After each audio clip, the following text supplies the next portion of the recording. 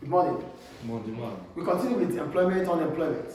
Today we want to talk about employment, unemployment, and activity rates. So when we talk about activity rates, we're talking about involvement of people in the economy. Are they really employed or are they not employed? So for government of a country, we know government has what we call macroeconomic objective. And this macroeconomic objective, are you hearing this? Yes. And this macroeconomic objective, one of them is to increase employment rate. So that means to reduce unemployment as much as possible. So here, government will attempt to achieve full employment in their economies, because unemployment represents a significant cost. So reducing it seems desirable. Government wants to try as much as possible to reduce unemployment, because if government can't do that, it means their spending on social benefit or unemployment benefit would significantly reduce. So spending will fall, and they will be able to spend on other aspects that are important for the economy. Do you get it? So unemployment is huge in every economy because it is cyclical. It brings about lack of aggregate demand. It brings about lack of aggregate supply. It falls everything because people will not have significant income to buy. And if they cannot buy, companies will not sell. And if companies will not sell, they will lay off workers. So it affects everybody, not only the government, it affects the whole society. So that's why government will always try as much as they can to reduce unemployment. So the focus on inactivity rate is basically not those that are active. We're talking about those that are not active. We're talking about the women and the old workers, the older workers. So what will government do? Because government wants to increase GDP of the economy. If government wants to increase GDP, people need to be active. Do you get the point? We have to be active if government wants to increase our GDP. So the focus for the women, let's say, they said, government tend to have women, they tend to have lower activity rates because of the following reasons. One, the cultural view of the society. The view of the society, what do people talk about women? The culture. Culture is a way of life, right? Oh, women are not supposed to work. So it's the cultural view of the society. So it is expected of women not to work. And this makes them inactive. So this is one of the reasons why women are inactive. Do you get the point here? The second one, they tend to give up jobs to take care of their children. Another reason why women are inactive is because they give up their jobs. Some have jobs, but they give it up because they have to take care of their kids. That's another reason why they are inactive. I think it's true, right? Yes. The third one, lack of educational opportunity for women in some countries. Let's talk about developing countries. So because they have low income in developing countries, so they prefer to spend that part of the income they have on men, on boys, to go for education. So they don't want to spend so much because they don't have. So they have little and they prefer to spend it on the boys.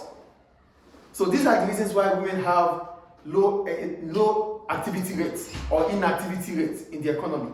Do we get it? So what will government of the country do? Government tries to come up with legislation. Government tries to come up with laws that will encourage companies to hire more workers, in terms more women at work, and to promote them. We say they are inactive, right?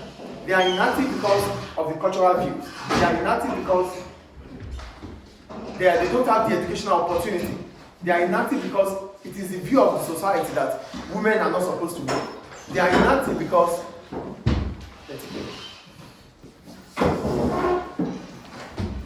can you please stop dragging? What? Stop dragging the chairs and tables. I can't take it up. It's okay. Can I please sit down? Okay. So they are inactive because they lack this opportunity to have jobs. So women are not given that opportunity to have jobs. So these are the reasons why they are inactive. So government will try to solve that problem. How? By bringing up laws, legislations that will encourage companies to hire more women at work, and not just to hire them, rather to promote them. Because when they are promoted, they will be encouraged, they will be motivated, because now they have potentials, they have opportunity. Not like we just go to work, we can't be promoted, we cannot be elevated. But if there's promotion with hiring, women will be motivated and they want to work. And that reduces their inactivity rate. Do we get it? That is for women. For older workers, I wrote, these are people who are 60 and above, who are retired. They represent significant spending for government as they receive pensions and other social benefits. Government in developed countries are trying to increase the retirement age. for older workers. They don't, because they are retired, they receive pensions, they stop working. So as a result of this, they become inactive. So what will government do? Government will try to increase the retirement age. So instead of the retirement age to be 60, government might increase it to 65. This is what's happening in the UK. Because with high level of retirement, high level of the aging population, with good health care, people live longer than they used to live before. As a result of that, that means they can still work, they can still be active more than 60 years. So with being 60 years, above 60 years now, means that government is able to increase the retirement age. So you're not going to retire at the age of 60, rather 65. So that increases the supply of labor in the economy. And if the supply of labor increases in the economy, the GDP of the economy will increase. Do you get the point here? What we're saying about older workers are this. Older workers are inactive. They are not working because they are retired. And if they are retired, the supply of labor falls in the economy. And if the supply of labor falls in the economy, the GDP of the economy will fall. So what can government do? For women, government comes up with laws, legislations to encourage companies to hire them. But for older workers, government tries to increase the retirement age. So instead of you to retire at 60, you retire at 65. Do you get the difference here? Do you understand what we're talking about here? The first one is about women, why they are inactive. We talked about their cultural view. We talked about lack of educational opportunity. We talked about women giving up their jobs because they want to take care of their kids. These are the reasons why they are inactive. But government is trying to come up with different laws to encourage them to be active by telling work companies to employ them and promote them. And for older workers, they retire because they are old. But they seem not to be old because they are still active. So government will increase the retirement age to encourage them to work continuously. So the last one is about migration. When we're talking about migration, we're talking about the movement of people in and out of a country. That means immigration and emigration. So look at what I wrote here. Movement of people in and out of a country can have impact on employment and unemployment. If there are large numbers of immigrants having lower skills, this will drive the wage rate downward for unskilled workers, for unskilled works. However, a net immigration which is higher than significant skilled workers will bring benefit to a country due to circular flow of income. I'm going to explain that now. So what we're saying is this. People come into the country, like I'm into this country now. I'm an immigrant in this country. So if large numbers of people come into this country with unskilled labor, that means they are not skilled. I'm a skilled labor, yeah? If there are unskilled more workers in this country, it means that for unskilled works in this country, there will be less in terms of wage rate. Because there are lot of workers coming into the country wanting unskilled work and they are unskilled.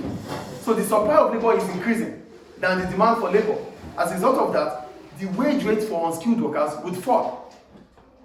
Get the point? If there is a lot of immigrants in this country that are not skilled, it means they need unskilled jobs.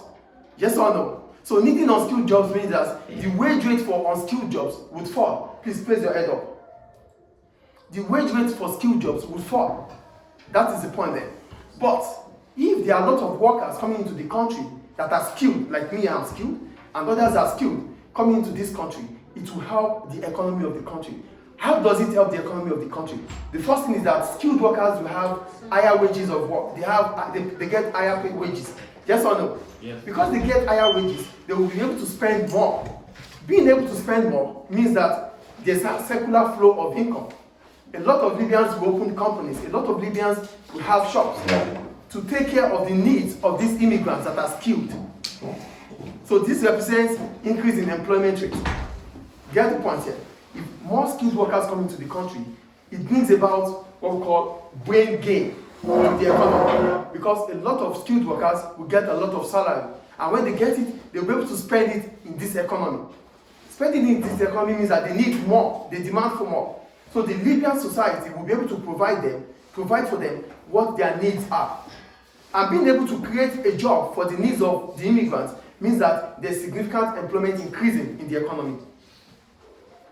Do we get it? Yes. So skilled workers coming into an economy, skilled workers coming to Libya increases the circular flow of Libya in terms of employment. Because Libyans will have a lot of people to deal with in terms of the demand of these workers. They will want to spend. They can't bring things from their country down here. So that means whatever they need here, the Libyan community must provide it by selling it and exchanging it for money. Do we get it? Yes. So, the overall impact of migration on the economy depends on many factors, such as the skills of migrants, our skills, what we have, what we can offer. Because whatever we can offer will determine what the country can become. We're going to give, not only that I'm imparting knowledge into you, I'm able to do this, and you will be able to impact it to others. I'm an immigrant, I'm not a Libyan, I'm a Nigerian. But being here means I'm teaching the Libyans. They can use it for their own economy, and they can also pass these messages across. So that is the skills of an immigrant. Then we talk about developing countries. What happens with developing countries? Countries like, I don't want to mention names of countries anyway, but we're talking about countries that their highest population works in the primary sector of the economy. It's about primary production. So these countries, what happens to their workers? Their skilled workers leave their country for greener pastures. Do you get the point here? For developing countries, most of their citizens that are skilled, they leave their country. Stop right in place. They leave their countries for greener pastures. They seek for job outside of the country. So the countries that they go into, it is a gain for the country. That's what we call the brain gain. And their country is going to have what? A brain drain. Do you get it? We call it human capital flight. The movement of people in and out. Not just people who have been trained, like you receive your education here, but you have to work outside of this country. That is human capital flight. So the country you're going to, it becomes a brain gain for them. The country you are living, that you are emigrating from, it becomes a brain drain. Do you understand the difference between brain gain and brain drain here? Brain gain means the country you are going to with your skills. Haven't learned these skills from your own country. The country you are going to is gaining all these things. And the country you are living they are reducing in terms of human power, human capital. Do we understand? So these are all about economic activity and population of a country. Any question about it?